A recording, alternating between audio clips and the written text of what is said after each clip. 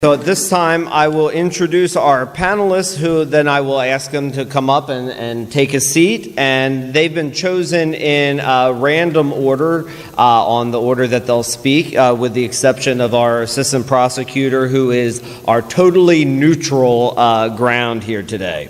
So we have first up Dr. Drick Boyd.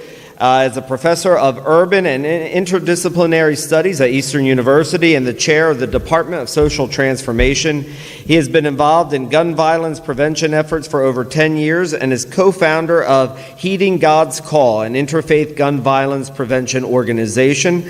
In January 2009, Dr. Boyd was one of 12 people who participated in the civil disobedience action against Colosimos Gun Shop in Philadelphia.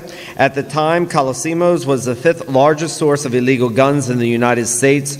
Those efforts eventually led the U.S. Attorney's Office to investigate Colosimos and shut it down in the fall of 2009. He has written several articles on gun violence prevention and other social justice issues, and is the author of White Allies in the Struggle for Racial Justice. Dr. Boyd lives with his wife in Broomall, PA, and has 3 adult children. Will you please welcome Dr. Boyd? Miss Joellen L. Jones, Esquire of Gouldtown, was born in Camden, New Jersey, and raised in Gouldtown and Bridgeton areas of Cumberland County.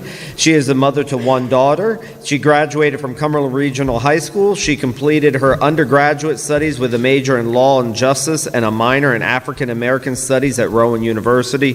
Joellen graduated from Widener School of Law in May 2010 and began practicing law in November of the same year. On December 29th, 1998, Joellen's older brother Robert's life was taken due to gun violence, thus making gun reform very personal for her. Let's welcome Joellen.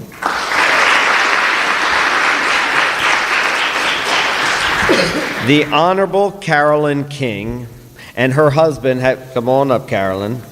Yes, that's you, the Honorable Carolyn King. And her husband have lived in Elk Township, Gloucester County for 22 years and have 2 daughters that have grown up in the township. She is a small business owner of Dominion Title Services in Bridgeton, New Jersey. She's the deputy mayor of Elk Township and is the vice chairwoman of the Gloucester County Republican Party. She is the chair of the Greater Bridgeton Area Chamber of Commerce Government and Community Relations Board. She is a member of a number of community organizations. Let us welcome Carolyn King.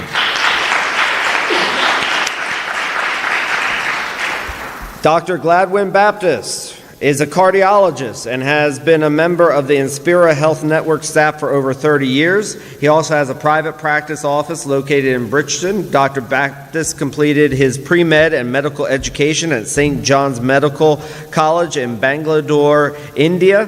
His postgraduate education and training was completed both in India and the United States with internships at St. Martha's Hospital in Bangalore, India, a residency at United States Hospital Medical Center in Newark, New Jersey, and a fellowship in cardiology at the Brown University Medical Program in Providence, Rhode Island. Dr. Baptist is very active, did 10,000 steps last month, right? Today is my 100th consecutive day. 100th consecutive day at 10,000 steps. So he's very active in the local community with memberships in various organizations. Give him a round of applause, please.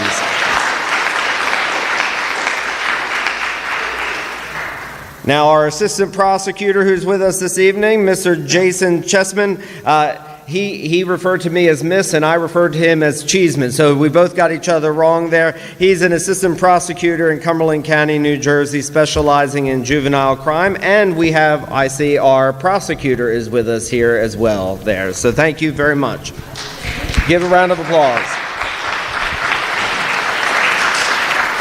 And lastly, but not least, we have Mr. Seth Grossman, who graduated at Atlantic City High School in 1967, Duke University in 1971, and Temple Law School in 1975.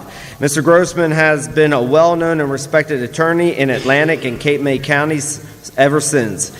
Seth Grossman helped create the Chelsea neighborhood in Atlantic City in 1975. In 1986, he won a citywide election and served as an independent on city council for the next 4 years. In 1988, Grossman upset an incumbent by winning the Republican primary election by single vote. Grossman then easily won election to become an Atlantic County freeholder.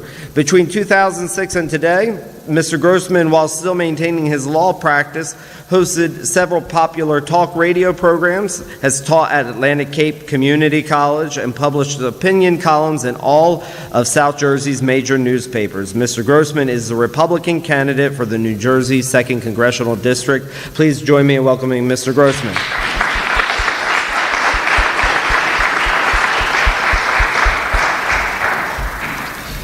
So the structure of this evening is Mr. Chessman is going to give an overview of the federal and New Jersey gun laws, and particularly some of the laws that have just recently been signed by the governor. And then we will go in the order that they were randomly chosen.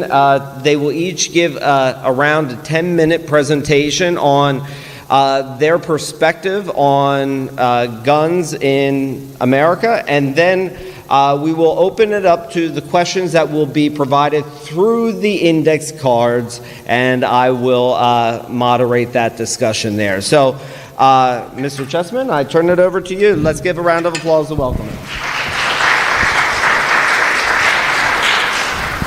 Good evening, everyone. I'm just here, as you said, I'm a neutral party to all this. My job is just to give you an overview of the law and enforce the law when need be, but I take no personal position on any of the bills. Nick, are you getting that? You got feedback. There you go. I'm not here to give my personal opinion on any of the bills, just inform you as to what they are. Unfortunately, I don't have a lot to say about the federal laws. I could just speak more specifically to New Jersey. Anyone that knows anything about New Jersey gun laws knows that New Jersey is one of the most restrictive states in the country. And it got more strict actually with the latest passage of laws. I don't know how basic, I guess I'll start towards the beginning. In order to own or purchase firearms in New Jersey, long guns especially, you have to get a firearms purchaser identification card that allows you to buy and possess the firearms. That is not counted for each handgun. Each handgun has a separate permit to purchase each separate handgun. That does not count for guns that are passed down through inheritance or things of that nature. There is quite a limit on the kinds of guns that you can have in New Jersey. And again, that was just made a little bit more strict by the laws that just came out. One of the laws that just came out says that guns now are limited to 10-round magazines as opposed to it used to be 15-round magazines. I do believe within that bill there was an exception made for certain 22 models, such as the Marlin Model 60, which have a fixed tubular magazine which hold anywhere between 15 and 17 rounds. That is a different type of weapon that they did not ban. It has created an outright ban also with the new bill on possessing of armor-piercing bullets. There is now a provision which will require all private gun sales in the state to go through a licensed dealer who can perform an additional background check at the point of sale. One of the most controversial laws I would have to say is normally the ability to carry in the state of New Jersey, and that has been returned to there needs to be, a resident needs to show that there's a justifiable need to obtain a permit to carry a handgun, and that meaning that they must show that they face a specific threat to their own safety. It is very hard to accomplish that. The new bills also mandate, new laws actually mandate that law enforcement in the state should seize a person's guns if mental health professionals determine that they possess a threat to themselves and others. And let's see. That is pretty, well, there is a new one. It creates a restraining order. It creates restraining orders in the state allowing family members and others to ask a judge to have a person's guns seized and ban them from buying weapons for up to a year.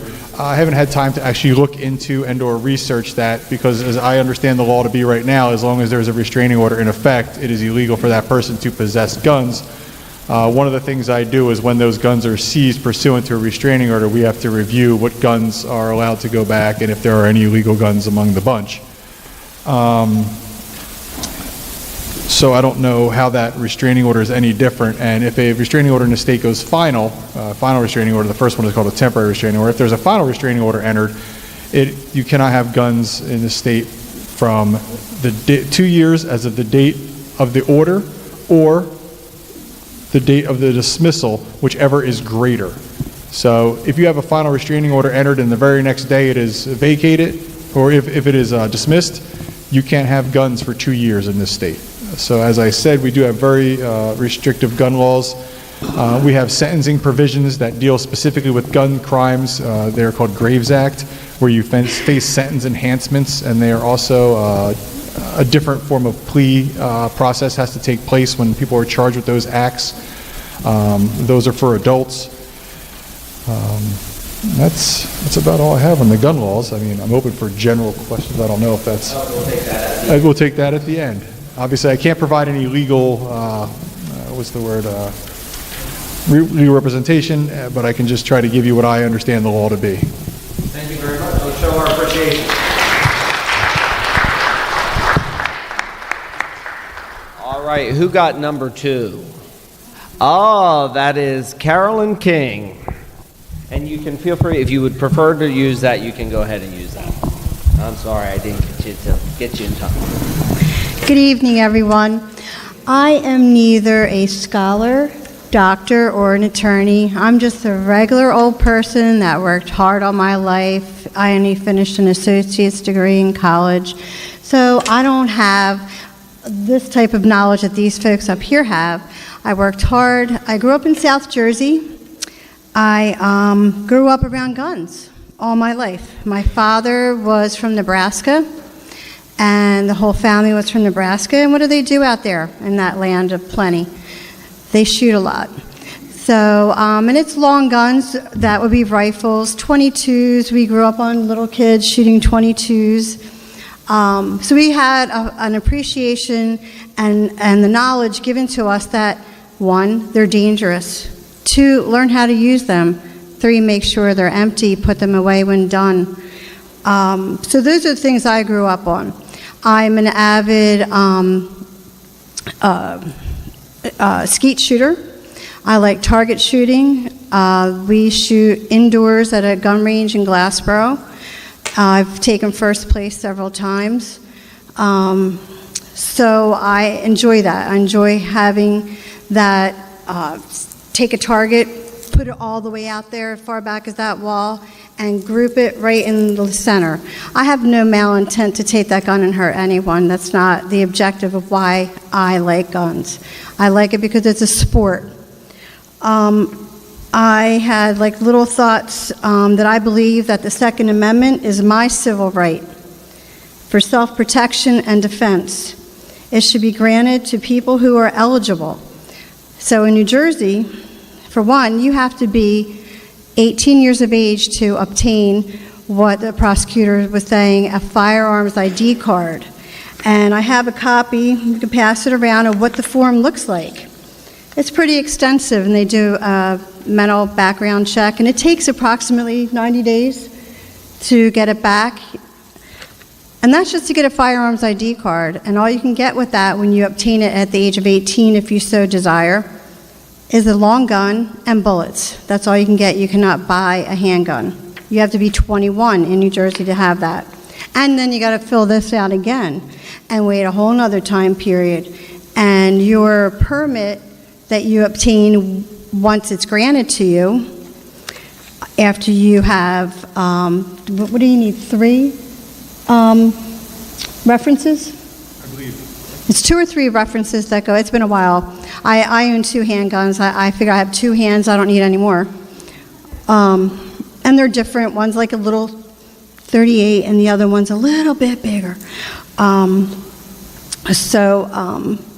It's been a while, so I can't remember. It was 2 or 3 that I had to get. And you need character witnesses for you. And on there is that I filled one out for someone recently, or do they have any mental health issues? Could you trust them with a gun? What would they use the gun for? Do they have any ill intent? There's all these questions you have to fill out, which is good. A friend of mine told me a story that a guy he knew sent it off to his ex-wife. as a character witness. What did she say? Nope, he will never, in the state of New Jersey, have the ability to buy a handgun, ever, because of what she wrote on the questionnaire and sent back. So that is how we legally purchase guns, and that's how I legally have my guns. So if you'd like, I'll leave this up here. And then here's the consent for mental health record search. Doc, you want to take that? Thank you. And then I have a little, and you can give this out, Doc, too. You're so awesome today. We were at Rotary this afternoon. Yeah, we're service above self. All right, so the average American gun owner. This is a snippet from 2013. Is a male, 74%. Is white, that's 82%.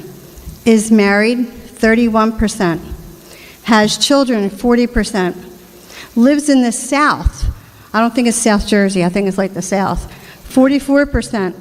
Is between 50 and 64 years of age, 30%. Lives in a suburban area, 45%. Has some college at 28% or a college degree at 27%. Is politically independent at 48%. And those who lean Republican that are average gun owners are at 51%. Owns guns for protection, 48%, and hunting, 32%. Believes stricter gun laws would make it more difficult for people to protect their families. That's high at 64%. They believe that it's important to protect gun rights, 70%, than to control gun ownership, and that's at 27%. Believes stricter gun laws would give too much power to the government over the average citizen. We're talking average citizen, not mentally ill, not people with criminal intent or criminal background. That's at 68%. Is not in favor of a ban on high-capacity ammunition clips. That's at 59%. Is not in favor of a ban on assault-style weapons. That's 57%.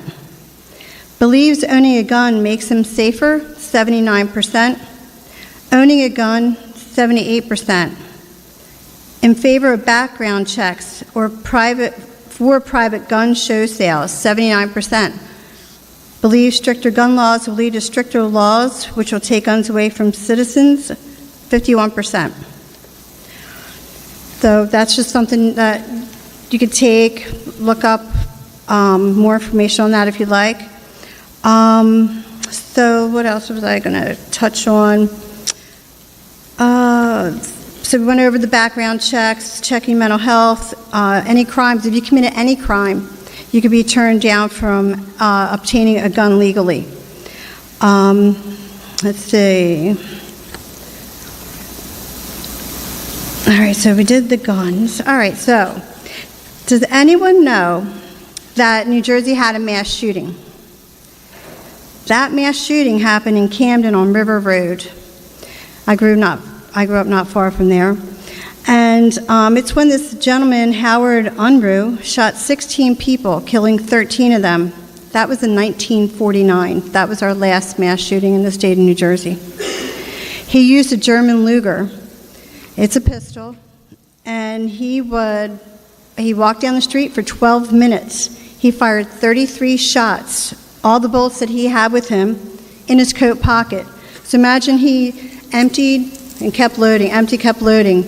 No one stopped him, no one came out and bum rushed him or anything like that. But he did have and created an awful day that day and took 13 innocent lives. And then just for my last fact, registered guns in New Jersey. In New Jersey, the number of registered guns as of April of 2017 were 57,507 guns, making us number 46 in the United States. Whereas Texas, they're coming in at number 1 with over 500,000 guns, legally registered guns. So, I mean, that's our little state, not so much, and we're way down there at 46. So we have awesome gun laws that make it hard for those who should not have them. And I'm glad that we are in the state that has that in place. So thank you. Thank you.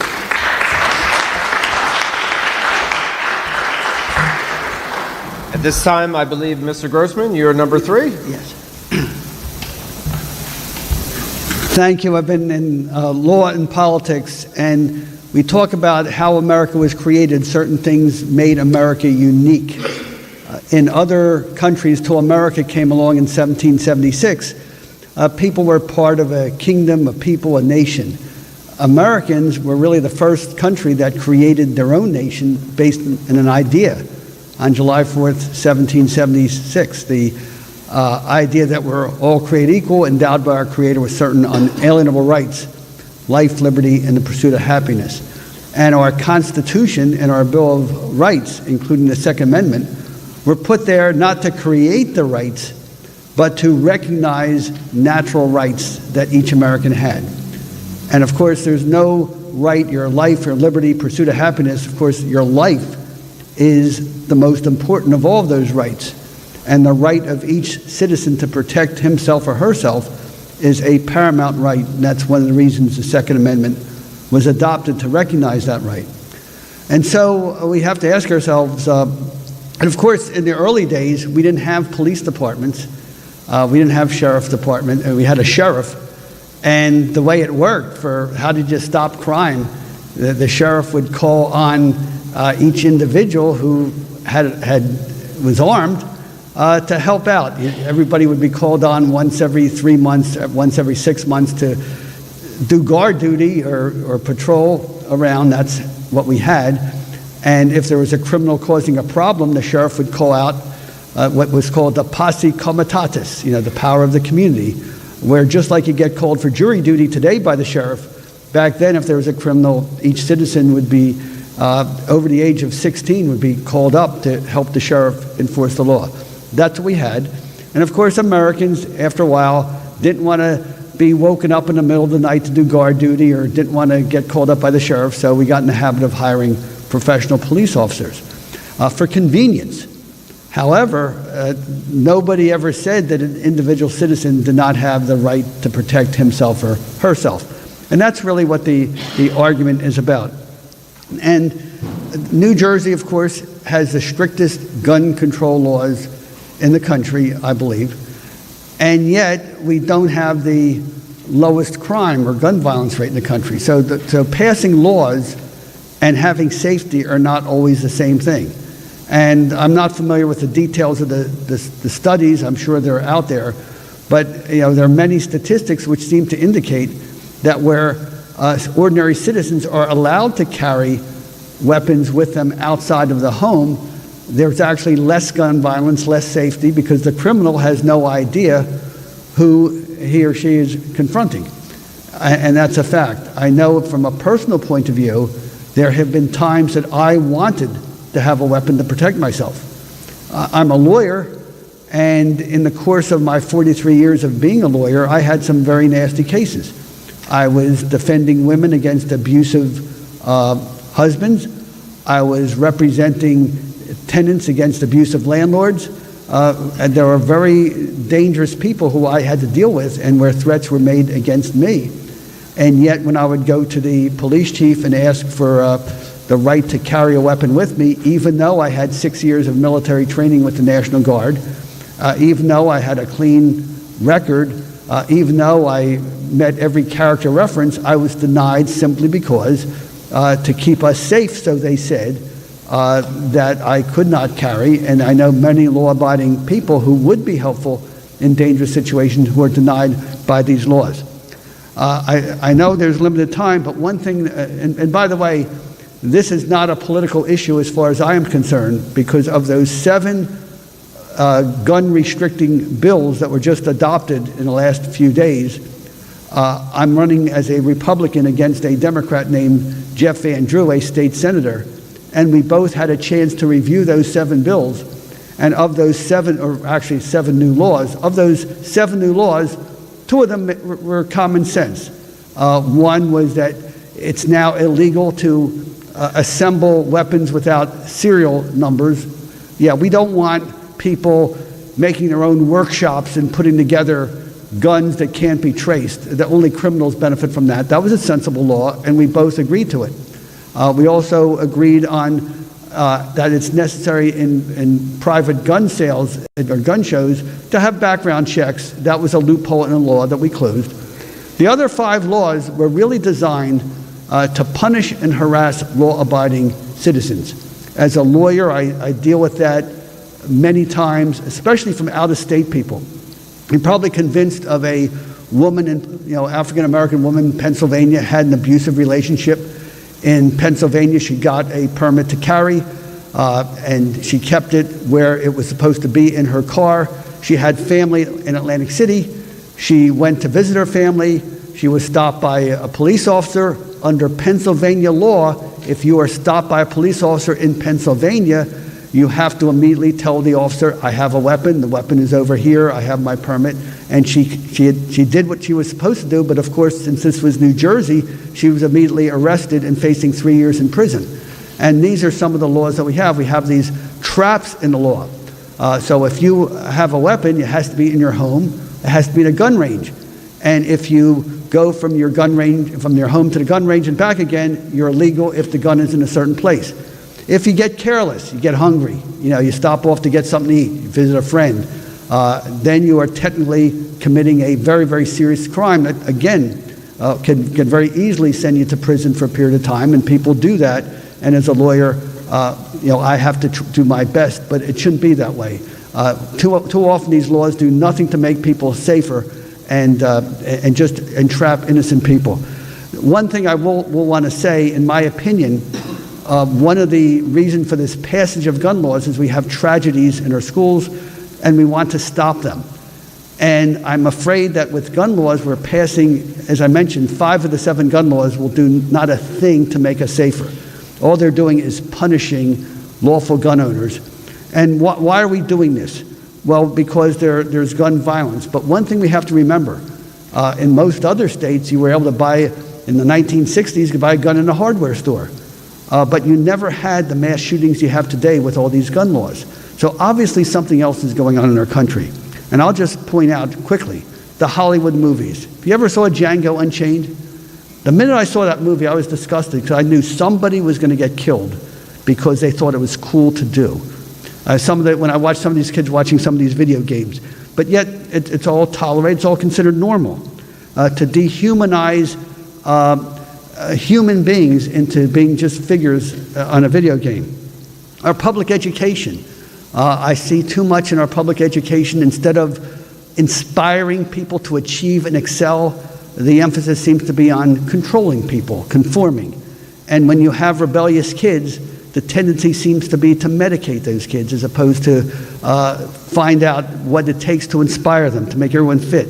And I see all these things happen. I don't see kids pursuing dreams. I see the economics. For the last 50 years, the cost of living has been going up. When I was a kid, they said the guideline was your house should cost 25% of your income. Now, you're lucky if you're only spending 50 or 60% on your house. Meanwhile, other issues, as the cost of living goes up, our wages are going down, largely because of massive, uncontrolled, legal and illegal immigration. So what happens when costs go up, income goes down? We're crushing the comfortable middle class. It used to be, one parent could earn enough to support a family comfortably. Now, both parents have to work. I'm not saying that everyone has to raise children or one parent has to stay at home, but you should have the choice. And we have too many of our young people being raised by babysitters and daycare instead of their parents. Other problems, we have this emphasis on confidentiality. The tragedies we saw in some of the schools where everybody knew somebody was crazy and was about to commit a crime, but the counselors and teachers were so afraid of being sued for breaching confidentiality rather than saving lives. And finally, another point is artificial statistics. If crimes were taking place in schools, it made the ratings of the school go down. So you had school administrators covering up crimes, not reporting them, and letting that kid in Parkland, Cruz, get a weapon that he never would have gotten had he not done it. As a lawyer, I see plea bargain agreements where dangerous criminals have guns, but don't worry, plead guilty to this and we'll dismiss the gun charge as part of a plea bargain agreement. So what I'm trying to say is it's complicated, and I think it's wrong when we try to simplify things. A tragedy takes place, bam, let's pass another law. When we really have complicated situation that we really need conversation, because Americans have always been, I always like juries better than judges because ordinary people always seem to talk things out and get things done, and I think that's what we need, a real conversation, as opposed to using tragedies as a political weapon to win an election and destroy an opponent. Thank you. Thank you. Let's show our appreciation. All right, who has number 4? Ms. Jones. Let's give her a round of applause.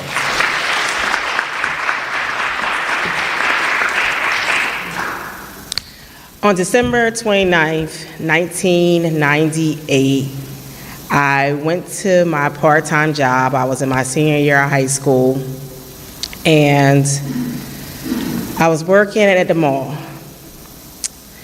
And I got a call from my brother and was like, hey, let's switch cars. Fine. Came to the mall, gave me his car, I took his car. After I got off of work, we were talking, we were going to the Cold Classics, because I was in high school and that was a big thing. We wanted to see the different schools play. And I had my friend, my stepsister with me, 2 of my friends and my stepsister, and my brother had my stepbrother and 2 of his friends with him. He got to the game before I did, and when I got there, he says to me, be careful, those guys from Violent who don't like us are here. And always have, probably always will, had a lot of mouth. I don't care, they ain't gonna do nothing. We finished watching the girls' game. Girls finished playing, and we're standing there talking, and we hear somebody say they're fighting in the hallway, and we look around and one of our friends aren't there. So we go run into the hallway, and he's being jumped by the guys in Violent. We get involved, we break up the fight, and my brother goes over to the state police and says, hey, my friend was just in a fight, I know you're kicking him out, but can you just let him stand here until we get ourselves together? I don't want to go outside by himself. My brother then says to me, go get your friends and go home. And trade cars back. I don't want them to see you and think you're me. So we trade cars back. I go in, I get my friends, and I watched him pull out the parking lot of Cumberland Regional High School. I'm still waiting for my friends to kind of get together. We finally get to my car, and we live in Goultown, Fairfield Township. But something said, instead of going home straight down 553, let's turn over and we're gonna go through Carl's Corner. Drive through Carl's Corner, nothing exciting. I get where the Red Brick Tavern is, and I see my brother's car pulled on the side of the road. His friends are out of the car. I get out of the car and I say, what's going on? The car broke down again? Because he had his little Volkswagen GTI that any given moment wasn't going nowhere. And I'm like, oh, his car broke out again. And I hear them say they shot him. I remember saying they shot who? RJ. I go into the car and my brother is laying there, and I look at him and I tell him I love him, that he's gonna be okay. We're gonna put him in my car and take him to the hospital. It wasn't gory, there wasn't a lot of blood, he wasn't bleeding out, he was gonna be okay. He told me he loved me. We get him in the car, and I tell him to go ahead and go because his car was a stick, and nobody else but me could drive a stick, and it was fine. I actually went, I called 911 and said, hey, my brother was just shot, we're taking him to the hospital. I called my house, and by the time I turned around, the officer pulled up, and it just happened to be my cousin. He said, you can't drive the car. So the car leaves, I'll take you to the hospital. We get to the hospital, and I'm like, what happened? I just saw y'all, what happened? his friends are like, we were coming through the McDonald's drive-thru. We ordered our food. He had just grabbed his fries. They surrounded our car. And for a moment, they said he got out. He told them to back up, move away from the car. He didn't want to hit anybody. He gets back in the car. We tell him to pull off. One of them says, yo, he got a gun. And the guy shot through the passenger side window. My brother was a driver. They said he pulled off, he drove off, and then he says, they shot me. And all of a sudden, his body goes a little limp, and they were able to get the car to the side, and that's when I pulled up. I look at his friends, and I say, it's okay. Everything's going to be all right. And I looked down, one of his friends was bleeding. I said, hey, let's get you signed in. The glass cut you. Let's get you fixed up. And we wait. And it seems like forever. My mom said I talked to her when she got to the hospital, but I don't remember saying anything to her. I just remember sitting in the waiting room of Bridgeton Hospital, and they came and got my mom, and they took her back. And I waited some more and waited some more, and I'm like, I want to go back. At the time, my stepdad, he goes back. I'm like, why does everybody get to go back but me? I want to see my brother. And I go back, and my mom's in tears, and she's screaming, and she's crying. And I said, okay, he probably looks bad, but he's okay. What's going on? And the nurse said he's gone. And I was like, what do you mean he's gone? And I'm in a church, so another few phrases came out my mouth, and I won't repeat that exactly. And I remember thinking, you killed him. He was living. He was fine when we brought him in here. He was okay. And then they came to me and said, hey, your brothers and sisters are here. And I'm thinking, my brothers and sisters. And I come out because word around the community had already spread. And I had to look in the eyes of my brother's closest friends and my cousins and say, he's gone. He was gone.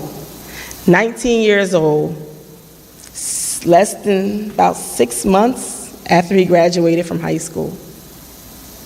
He was supposed to start Cumberland County College in the fall. I was supposed to graduate in 6 months, and we had great grand plans of taking a road trip, and then I was going to go away to college, and we were going to get an apartment, and we had all these things. The world was at his doorstep. It was everything. And I remember for such a long time being so mad and angry. I was mad at him for dying. I was mad at this shooter for shooting him. I was mad at this system because I didn't think justice was served. I was mad at the police. I was mad at the doctors. Any and everybody I was mad at. I was mad at myself for not exchanging cars, or my friends for not moving fast enough, or just everything. And it took me a long time not to be mad. A very long time. And I say this to say not that, and everybody's going to come and they're going to talk about different things and everybody's different perspective, but gun violence hurts. And it's been almost 20 years, it'll be just 20 years, December 29th. And forever my life changed, forever who I was as a person was changed from a flash second moment. And he didn't own the gun illegally, it was something that he inherited, so it was passed on legally. And the young man was in college himself, and his friends were in college. My brother didn't sell drugs, he wasn't in the street, he didn't carry guns, his friends didn't carry guns. All the things that we heard, all the times I stood in a line at the store and where the media had wrote an article and made speculations about who he was or who everybody else was. And every time I turn on my TV, every time I hear of a shooting, I think that 20 years later, people are still having the same conversation. 20 years later, we haven't figured it out. And my brother wasn't the first. My story's not unique. It's not special. Earlier this year, I got an opportunity to take my daughter, who I named after my brother, and my little cousin to the March on Washington. And I sat there and I listened to the stories of the young kids from Parkland. I listened to the stories from the kids from DC and Chicago and LA. And one young lady said she learned to dodge bullets before she learned to tie her shoes, before she learned to walk.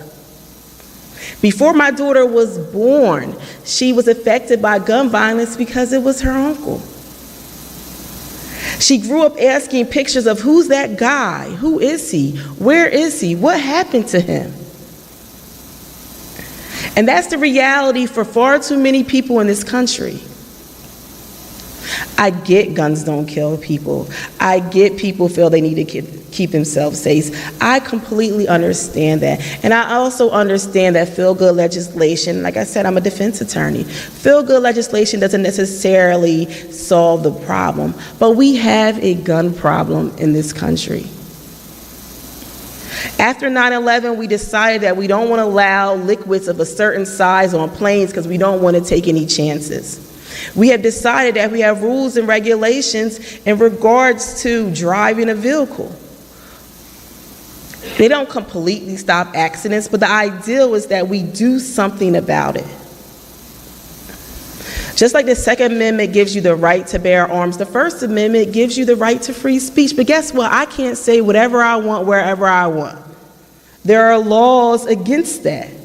And there are laws against that because we know for a fact that we just don't want people inciting certain type of behavior. I don't know, and I'm not sitting here saying that I know the answer to the gun violence. And would they consider street gun violence or single shootings and mass shootings and different things take different positions? But I know that I believe, and I truly believe, that forums like this, conversations like this, is what starts us to be creating real change. Every child who spoke at the March on Washington was afraid, and that's a problem, and we have to take collective responsibility as a society for that problem that we have created, period, hands down. There should be no reason that a kid should have to go to school and feel like they're walking through prison doors. There's no reason that a child should walk down the street and not feel like they can play in a park. Like I said, for a long time I was angry. And I'll share this with you. The young man who took my brother's life was released from prison roughly 3-4 years ago. And I ran to him a few times. And one of the last times I ran into him, I was with my daughter, her friend, and her mom, and I kept looking at him, and I said, I'm going to say something. I said this in my head, and I walked up to him. I had no idea what I was going to say, to be honest. And I looked at him and said, do you know who I am? He didn't know, and I said, I'm Robert's sister. I'm RJ's sister. And I'm saying this to you that I told him, we have to do better. Since you've been incarcerated, more lives have been lost. More families have stood in the same shoes that I stood in. More mothers, just like your mother, had to stand by her son while he was going through the legal process. And we owe it to our communities to do better. It took me a while, but one thing I learned, that my brother's life will be in vain if I don't try to help change the situation for somebody else. No matter what happened in my situation, my job is to help somebody else not go through that same process as much as I can. And we talked and we had conversation, and I'll share that my mother has actually seen him and hugged him, and I give her a lot of credit for it because I don't know if I could be the person that she is. Although him and I spoke. And like I said, I don't know the answer. We can give you statistics and we can give you information, but one life lost is too many. And one life is worth us having a real conversation. And one family mourning is worth us to have a conversation. And it's not about good guys and bad guys. It's not about right and wrong, left, liberal, conservative. It's about saving our kids' lives. We've created a society, we've created something that we need to fix, and we need to fix for them. I was so proud of the young people who spoke at the March on Washington. It took a lot of credit for them to get up there. It took a lot of courage for them to get up there. I've heard different ones speak. I've heard their stories.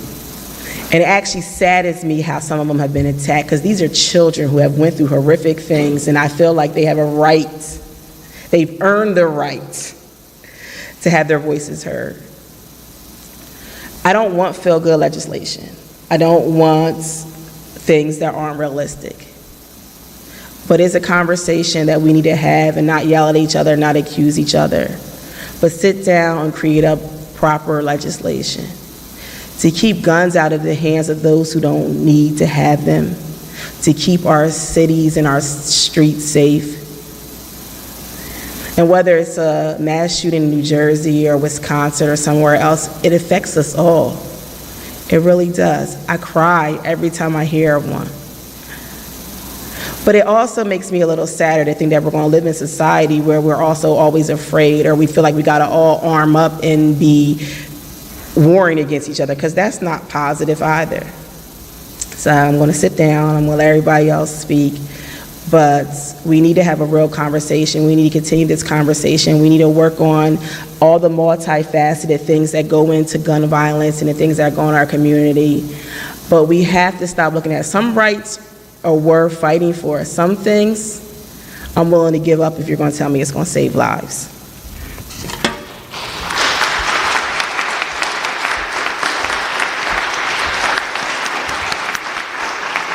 Who's our next speaker? Dr. Baptist. Let's give our applause to Dr. Baptist. Thank you. Well, tonight you've heard from law enforcement, you heard from a responsible mom, you heard from some lawyers, you're going to be hearing from, you heard from a victim, you're going to hear from a research professor, our next speaker, and I hope I categorized you properly, but whatever.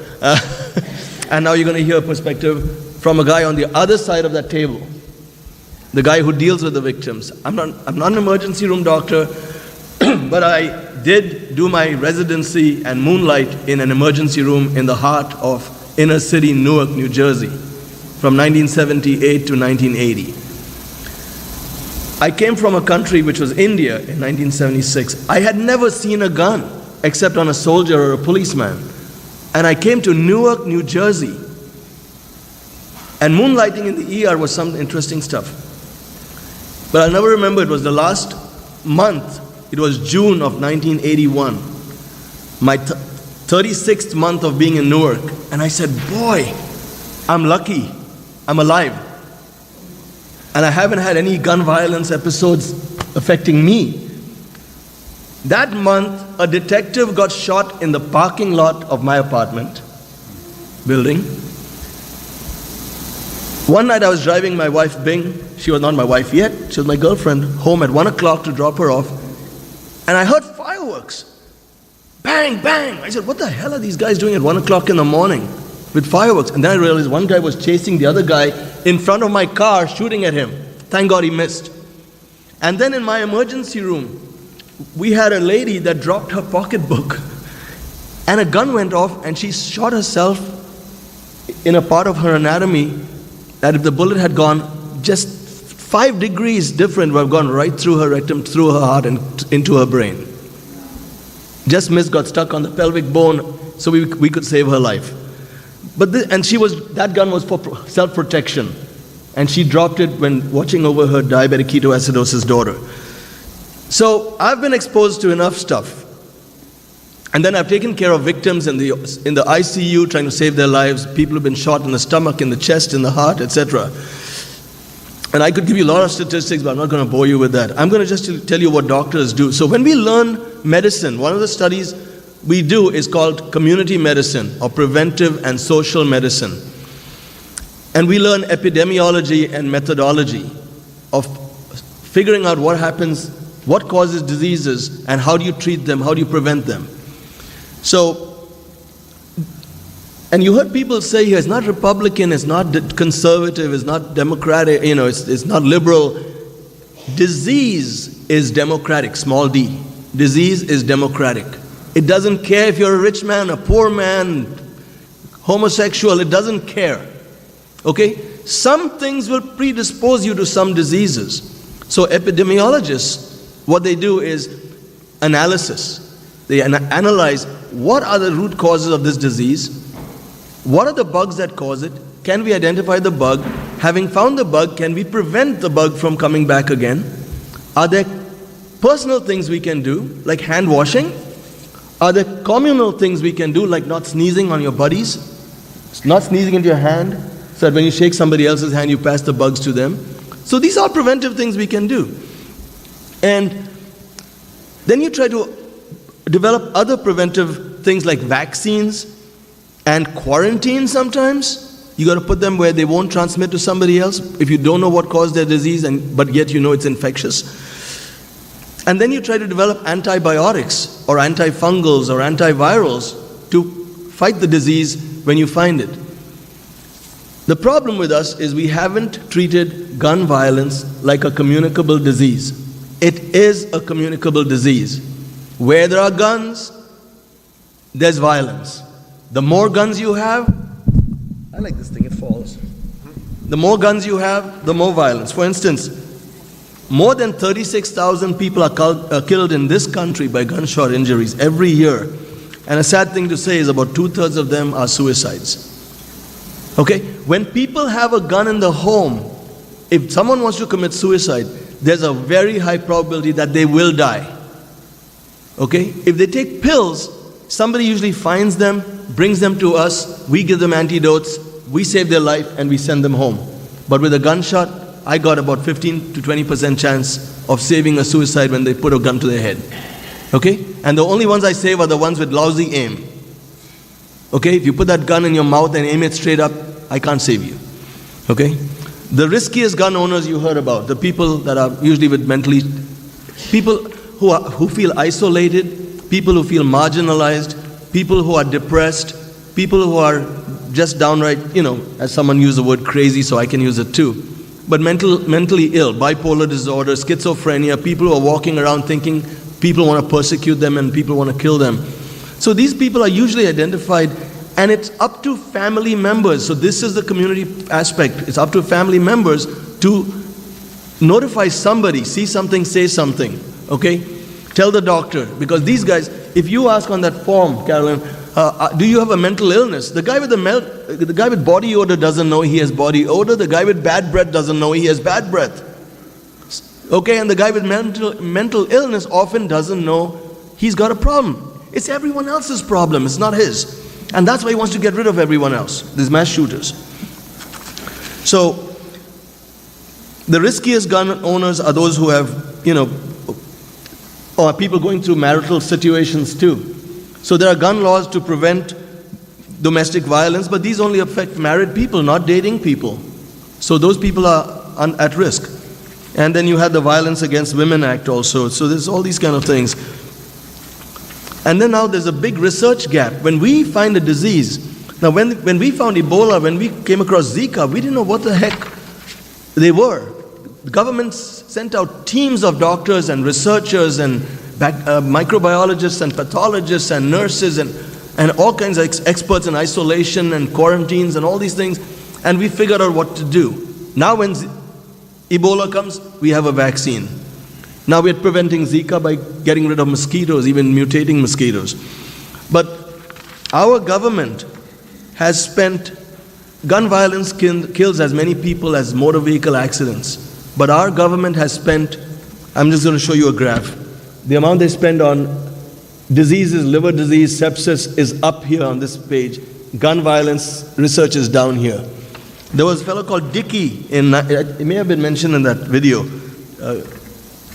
In 1996, the NRA influenced this politician to pass legislation that if the CDC, which does this kind of research that teaches us who's causing the problems, if they research gun violence, CDC's funding is going to be cut. And how much was it cut by? It was cut by exactly the exact amount of money, $2.6 million, I think it was, the amount they spent the previous year on gun violence research. Okay, so he got them. So that put a chill into them, and they stopped doing research on gun violence.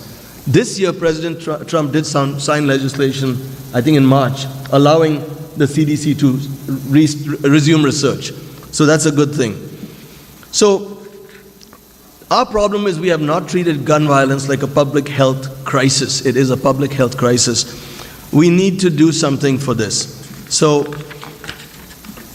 I'm going to go on to say the pathogen is guns and people with issues that will use those guns against themselves or somebody else. It's not everyone uses it on someone else. 2/3 of them kill themselves. We can attack the causes.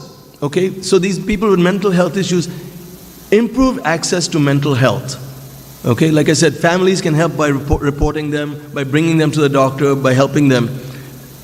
The other thing we can do is decrease gun availability, and the states with the weakest gun legislation are the states with the highest gun violence and homicides and suicides. So good tightening sensible legislation, and not just saying, oh, we're going to take all guns away. I think that's important. Responsible use of guns also. So like I said, if you have shooting ranges, target practice places where people get to use the guns they have, they spend their time over there, not shooting people. And then locking your guns, unloading your guns, all those kind of things are preventive measures. Education. Okay, we don't have easy access to education about gun violence, sharing this information with students. So in Connecticut, a professor from, I think it was Yale or one of those places, teamed up with the owner of a gun shop. Initially, he was very skeptical, but she says, there's too much gun violence. Can you work with me? So there, these people are two people with diametrically opposite points of view. One wants to sell guns, and one wants to use guns. Wants to save the people that have been killed by guns. Until one day, so he just put that on the shelf. He said, I'll think about it. Then he came across 3 people he had sold guns to who had taken their or somebody else's lives. And he had a change of heart, and he said, you know what, maybe we can work together. So they started teaching. So what they did is, anyone that bought a gun had to go for gun classes, I think. Is that right? They have to, at least it's encouraged. So he incorporated a non-judgmental video about responsible use of guns. And now they've got groups that go around teaching, and they're spreading this to other states. So, Professor, you probably know a lot more about this than I do. And then the other thing is licensing. I drive a car. My car can kill people if I'm not careful. So I got to pass a driver's test. In many states, there's relicensing. I think there should be relicensing to make sure that before your gun permit is renewed, that you again meet all those tests. I think you said they do that, but they ask you the question subjectively, and people can just say, I'm okay. Promote research. So work through your legislators to promote research into gun violence, because if we can research a disease, you can work on the prevention and you can work on the cure. Okay? Increase gun safety. You can have trigger locks, you can have the fingerprint ID, all those kind of things that they're researching. Cars. The car I drive has got seat belts, it's got anti-lock, it's got all this kind of safety issues that I didn't have in my seat belts. When I first came here, there were no seat belts. All these things have been done. If we had only spent that kind of money on research and instituted that in guns, our problems would have been less today. How about games? If you can get kids a playground, get them into the police athletic league basketball at the arms center. That kind of stuff prevents gun violence. Okay? In Philadelphia, there was research where they had these abandoned parking lots. Abandoned parking lots and buildings are nice places for crooks to stash guns. So they just said, let's green up this place. Let's plant some trees. Let's board the windows, and gun violence. And they did a randomized study. In one neighborhood they did it, in another neighborhood they didn't. Same matched neighborhoods, and the gun violence went down where they promoted good stuff. So now kids have video games and even other games, where they shoot up people in these games. And in the video games, when you kill somebody, they pop back up to life. So these kids don't have that perspective. So let's reduce those kind of games and let's teach kids the seriousness of what happens when you shoot somebody. So education in schools, education through games, education through decreasing the amount of violent movies that are out there, where people are just killing each other senselessly. All these kind of things. Another thing, a risk factor in gun violence is, guess what? Media coverage. So by making these people's names out there, kids say, oh, if I kill these people, my name will be in the newspaper and I'll make the national news. So that's why people are stopping naming people who are killing. So that's another preventive measure. Community programs I already mentioned. So and forums like this, I think, are fantastic and need to be done. If this could be done in every church in Bridgeton and in every school in Bridgeton, I think that would be fantastic. And I would volunteer to speak again. Thank you so much.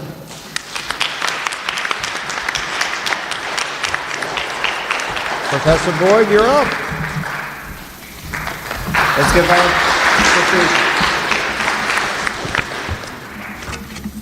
One of the advantages of going last is people say a lot of things that you already were thinking of saying. And on this particular topic, I was kind of constrained by the 10-minute limit because I could talk about this 45 minutes straight without notes, but I won't do that.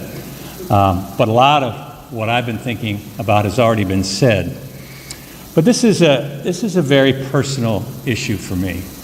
I have had many friends and students and parents of students who have similar stories to one we heard here. And I have gone to many memorials, several funerals, and so while I've been characterized as a researcher, and that is to a degree, it's not just because it's an interesting topic, but because it's something that has deeply impacted me. In 1975, I graduated from college and went from North Carolina, where I was in college, to Boston, Massachusetts to be a youth worker in an urban neighborhood in Boston. And one Friday night I was coming out, trying to get in my car, and two guys approached me and they said, "Give us your watch." And I was 22 years old and kind of stupid. And I said, "No, I'm not going to give you my watch. Why would I give you my watch?" And next thing I know, a guy pulled out a baseball bat and hit me over the leg, took my watch. Now, if that incident had happened today, I probably wouldn't be here because of the ready availability of guns in our communities. As we've already heard, there's been a great deal of media attention recently because of the tragic events in Parkland and Columbine and other school shootings. But in reality, those school shootings are really only a very tiny percentage of the number of gun-related deaths every year. In 2016, there were over 38,600 deaths due to guns. 90 of those occurred in school shootings.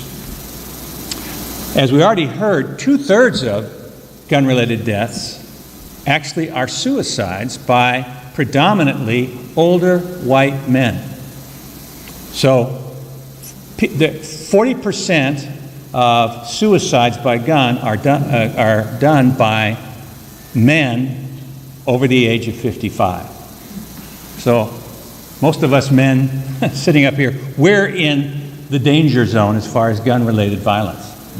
And we talk a lot about mental health issues with the shooters in places like Parkland, but we have a real mental health issue for some of our senior citizens, particularly our older men, which are disproportionately victims of gun violence. But I want to talk about the other 1/3, and that is those gun-related deaths that occur mostly with young people, mostly young men between the ages of 15 and 35 in many of our urban communities. And almost all of the guns that are used in those street crimes are illegally owned. In other words, they were not legally purchased.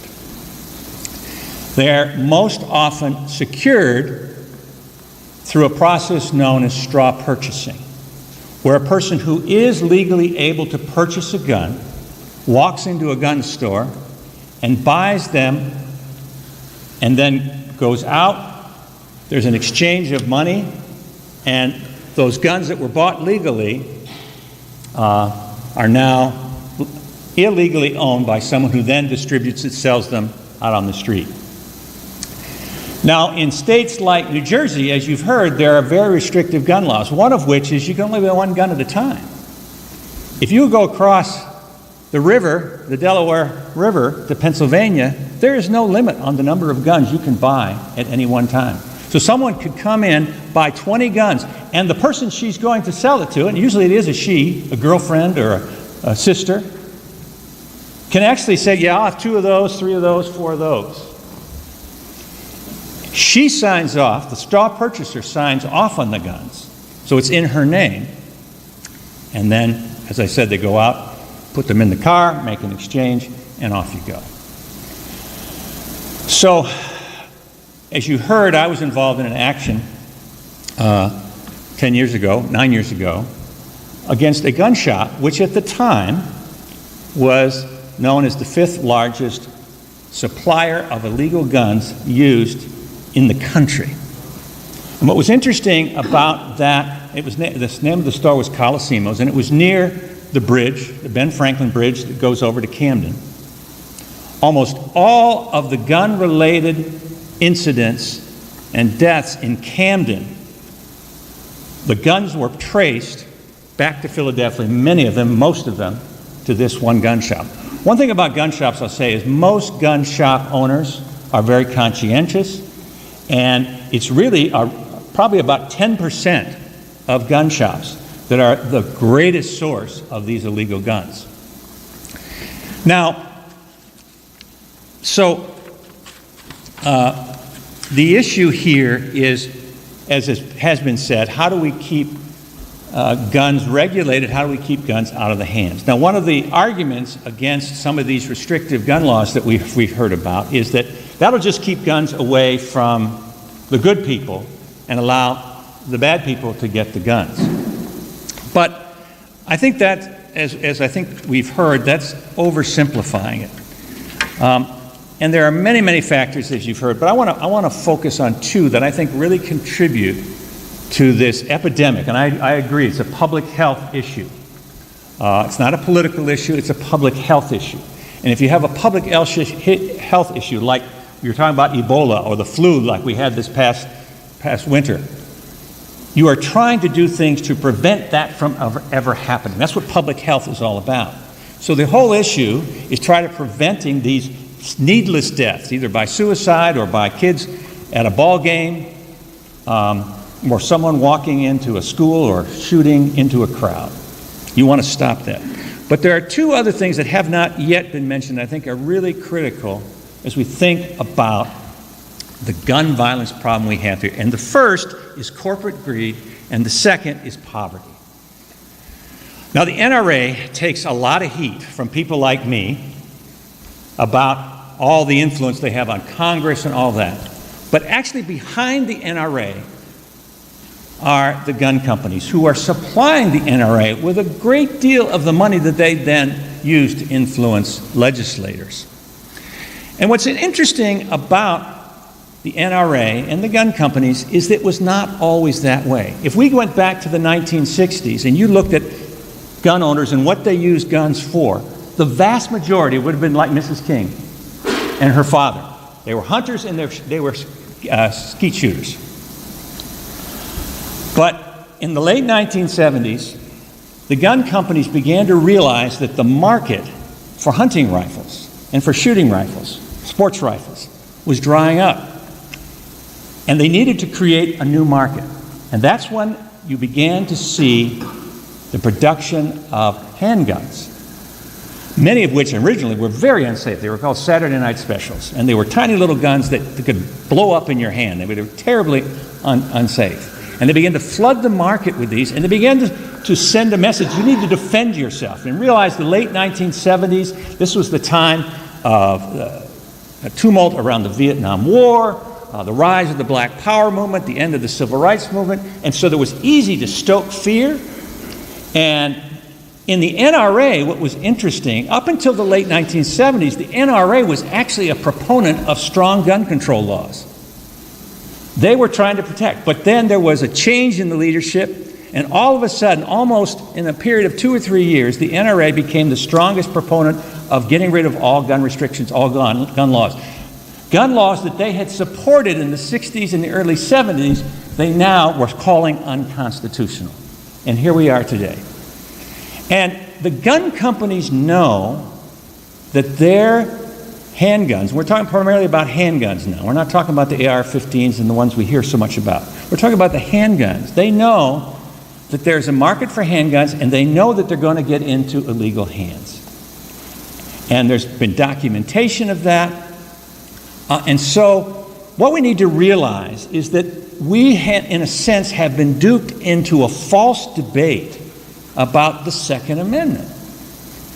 No one's saying the Second Amendment should go away. No one's saying that people shouldn't have guns and who are responsible. But what we need to look at is that we've been sold a bill of goods, and it's become a very divisive political issue, when in fact, I think everybody up on the stage has said, let's be sensible about it. Let's be sensible about what we do. The other thing, and what Dr. Baptist kind of alluded to it, is that when we're talking about street crime, we can't just look at it in isolation. We need to recognize that it's part of a much bigger socioeconomic issue. Because a lot of the young men, and they're mostly young men, who are involved in those kind of street crimes generally have dropped out of school. They are undereducated. They can't find meaningful work. They often then get into the underground economy, a lot of which involves drugs. Now, that doesn't mean that everybody has a gun or everybody's in the urban centers is a drug dealer. But there's a myriad of forces that come into play. And I don't know what the schools are like here in Bridgeton, but the schools in Philadelphia are a travesty. They don't have nurses, they don't have aides, many of them have only one counselor for maybe 2 or 3 schools. And so kids are coming to school and they're not getting the kind of support. They don't have enough textbooks, they don't have enough materials. Some of the neighborhoods they're not being cleaned up, they're not being cared for. And if someone lives in that kind of environment where every day you are being told you are nothing, that you don't count, you begin to believe that message. I've had conversations with young teenagers in urban centers, 14, 15 years old. They believe that by the time they reach their 18th birthday, they will either be dead or in prison. That's their destiny. 1 in 9 African American males in our inner cities end up in the criminal justice system. If you live in that kind of environment where every day you'll be told you are nothing, then you'll begin to believe it, and you'll believe it about everybody else, and nothing really matters.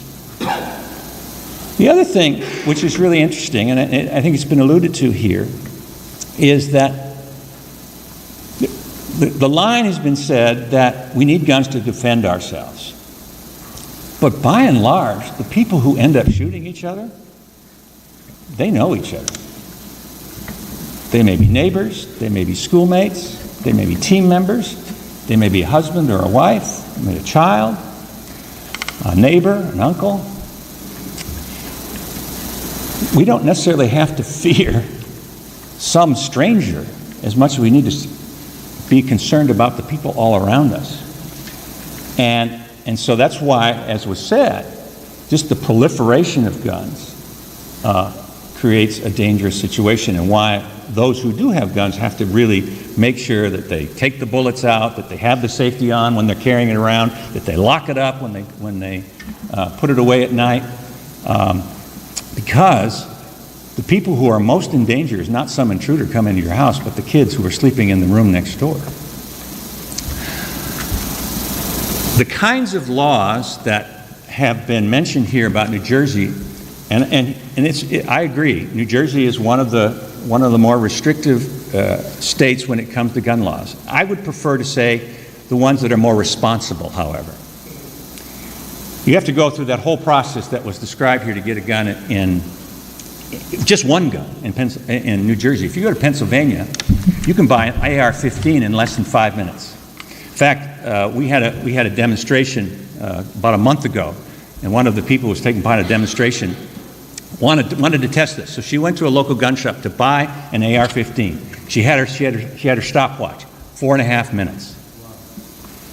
4.5 minutes. I once was at a presentation like this and was talking about the whole straw purchasing process, and a fellow faculty member came up to me and he says, I had an interesting experience. I went and bought one of those high-power automatic rifles.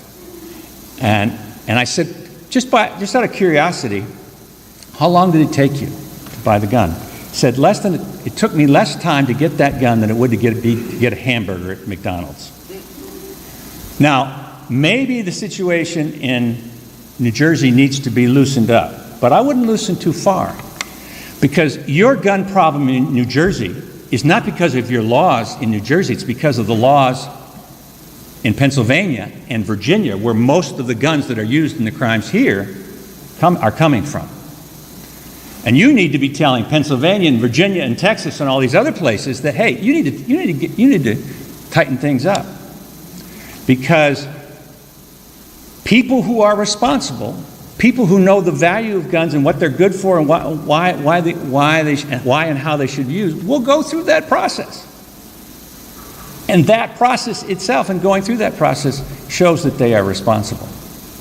So I applaud New Jersey, and I just wish across the river in Pennsylvania we could learn some things from you, because it would not only benefit Pennsylvanians, but it would benefit you folks in New Jersey too, because a big part of your gun problem comes from us, unfortunately. Thank you.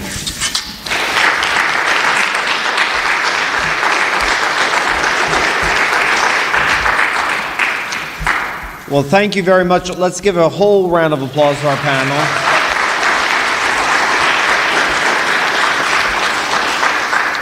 So it is about 8:28. We're going to go about 10 minutes overtime. We're in a church, so we're used to going overtime here. So as I'm perusing through some of the questions, one of the things that came up is about the video games and the media culture, and that influence upon gun practices and gun violence. What do we do about that? Is there a tangible thing while we identify a problem? Dr. Baptist, you're talking about identifying a problem. How do we go about solving that problem? And we can pass that mic around, or any of the mics. Anybody wants? We'll take 2 comments. Whoever wants to be the first one to speak, raise your hand. Anybody have an idea? Well, what I would say is, while everybody thinks that Hollywood is really liberal on this issue, many of those violent films you have seen, there are what they call product placements you see in films. You know how when you watch a film and they turn the Pepsi bottle toward the camera? Well, they do that with guns as well. And because the gun manufacturers know that, if Clint Eastwood picks up a gun, more people will want to buy that gun. And so I think one of the things we need to do is call attention to that in the movies. And this is why I think a lot more pressure and attention, spotlight needs to be put on the gun manufacturers themselves, because they are using film, they are using all sorts of television, they're using video games as a way of advertising their product. And so they're actively promoting that very culture of violence that we see.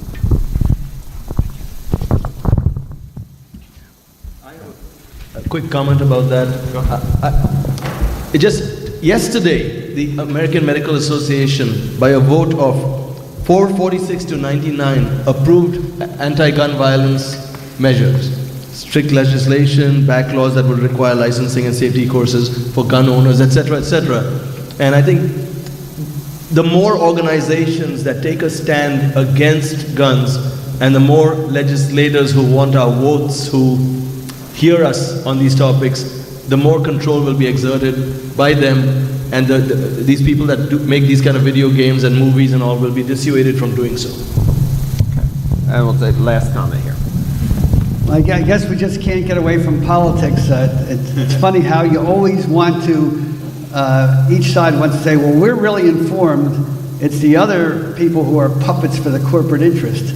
And just as my colleague is saying, well, it's the NRA who's really brainwashing people to defend guns, I really think it's Hollywood, as we learned from the Harvey Weinstein episode, how much political influence these Hollywood people had on the Democratic Party and Democratic officials to cover up these blatant crimes by Harvey Weinstein all these years. And I was just shocked.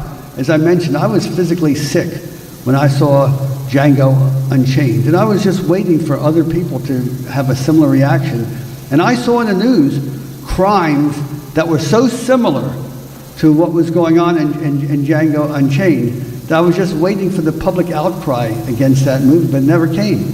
And Quentin Tarantino, when they commented, well, what do you think of Quentin Tarantino? They said, oh yeah, Django Unchained had great cinematography and great, great technique and great this, and how much money he's making from it. So I really think we have to have the same outrage at these movies and rejection of them as we do with what the Me Too movement did to Harvey Weinstein. Thank you. This one, a common logic point I see used. The chances of a child drowning at home goes up when the family owns a pool. In that same spirit, just as more pools at home result in more drownings, do you feel more guns would or do result in more gun violence? Yes. Anybody want to take that? Oh, go ahead, Dr. Mathis. Definitely. I mean, I've got I've got like 40 pages of statistics over here if anyone wants to share with me after the meeting, but it's clear from the little research that we have, but it's from so many different sources, that when there are guns in the house, there are more accidental deaths. That means a kid that accidentally discharges a gun, or actually thought of that someone kills someone because there's a gun in the house, or they commit suicide because there's a gun in the house. Also, like you said, when you have a fight involving a gun, there's about an 80-something% risk that someone's going to get seriously injured. When there's a fight involving a gun where the bullet goes through the heart, there's an 85% mortality. We can say maybe 10 to 15 of the people. When it's a fight involving a knife that goes through the heart, we can save 70% of those people. That means 30% die. So guns are way, way more lethal than knives, even going through the heart. So yeah, when there's more guns in the house, there's more deaths from guns. Over here.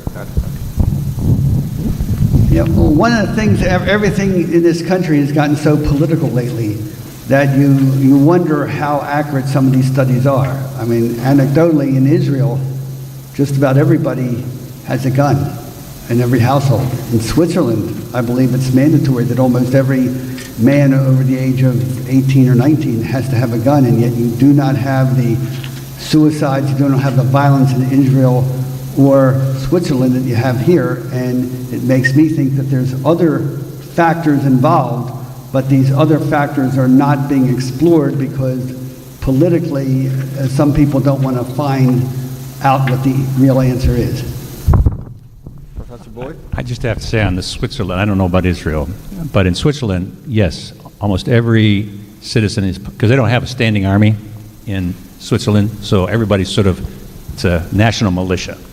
But when you bring that gun home, when you're done with your military service, you take it, you lock it, you unload it, and you can't take it out for just any sort of recreational use. If you're a hunter or you're a shooter, you have to have another gun.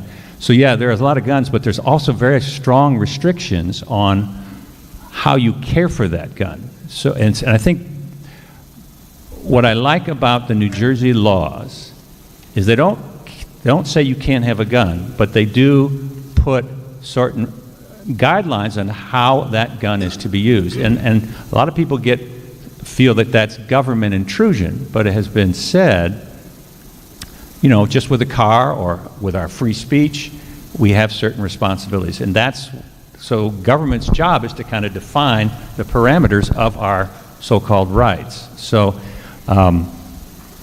I just have to respond to that Switzerland thing because it's not apples to apples. All right. Here's a question. I'm going to summarize some of the questions that I've seen here based on some conversations that I've heard other people have as well. They say Cain killed Abel with a rock, and we don't outlaw rocks. Are guns the issue, or people the issue? Is it a both? How do we, and then what is a legislative way of, what is the appropriate legislative legal avenue of addressing it politically and morally? Is it a moral issue? I'll throw it out at the panel. Joellen, we'll go Joellen and then Carolyn. The ladies will do it. It's absolutely a multifaceted, it is a moral issue, it is a accessibility issue, it is a lot of things that go into that. And no, nobody's stupid. I think everybody understands that a gun laying there by itself is not a threat to anybody. Just like a marijuana plant growing by itself, minding its business, is not a threat to anybody until a human comes involved and does something with it. And then all of a sudden, it then does become an issue of regulating and creating laws and creating guidelines and creating safety things with this. We are flawed. That's just the reality of it. And with those flaws, and because that our society runs on laws, we have legislators, we have people who run for office to create laws in order to protect society as a whole from things. And guns aren't off limits from being one of those things that are created that we have some type of control over, or that we have to create some type of laws to control it. Guns are man-made by human beings and they have to be regulated. So yes, it's a multifaceted issue. No, guns by themselves don't create any danger just laying there, but we do have laws for a reason. Like I said earlier, we limit freedom of speech, we limit how we drive cars, we limit the age of consuming alcohol, we limit a lot of things every day, and guns are no exception to that. Carolyn? And it is multifaceted, like you said. I agree with that. I also agree that education is a big part. You need to be educated. Yes, guns, this laying right here, or that pen that would be laying right there, is not going to do anything unless I pick it up and act with it and give it that motion and going, loading it with bullets. I could push a bullet through me right now. It's not going to go through me. But when I put it in a chamber and load it and spin it and then point it, I know through education that is going to harm, it's going to mess something up, it's going to put a big hole in something, be it the wall, the target, God forbid, a human being. I honestly, yes, I believe I need to protect myself. I honestly don't know if I could live knowing that I killed someone. I mean, that would affect me greatly for the rest of my days on this planet. So that is all about education, and we need to know that the games that are out there, that needs to be regulated. I can't, my husband loves playing. I can't watch them. Number one, I get like seasick or something. I don't know. It's that motion, and then I'm like, why can't we just like do Tetris or something? You know, yeah, something. I'm not into it. I'm like, I like leave the room, but that's his thing. He was military. That's his gig. The kids, they're not into it. They're like, yeah, no. And I have 2 grown daughters, so it's all about the education and the media. stop personifying and putting these mass shooters or stop putting them up here. It's too much saturation, and they are loving it. They're feeding off of that, these people. Just one more perspective is, I get so upset every time I watch the news or hear the radio and they say, a Jeep killed a woman, or a truck ran into a person, or a gun killed, This makes the person that the drunk driver says, oh, the car killed the person. It wasn't me.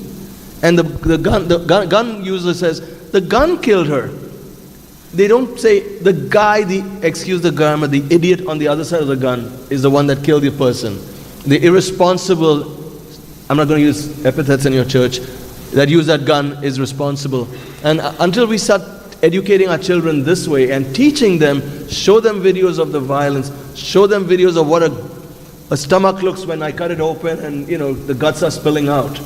When they see what the damage they do, maybe it'll restrain them from doing those kind of things in the future when they grow up. I hear you. Yeah, that just reminded me of how many times as a lawyer I'd hear the testimony in court. It would be something like, I pointed the gun at so-and-so and the gun went off. Yes. They never would say, I pulled the trigger and I killed him. That's so easy to put the blame somewhere else. Other thing I haven't experienced as a lawyer is the limitation of the law. If people want to do something, they're going to do it no matter what the law says. And we have a failure. And I could talk about the economics, about both parents working, about daycare and babysitters raising generations of children, about children getting out of school with nothing to hope for, about children sitting in mom and dad's house at age 20, 30, with no hope. We have a big problem in this country. The American dream is just falling apart in front of our eyes, and we look for easy, simple solutions, and there aren't any. We have to really fundamentally say, what did our grandparents and parents give, what kind of America did they give to us? What are we giving to our children and grandchildren? We have to think about that. Thank you. Thank you.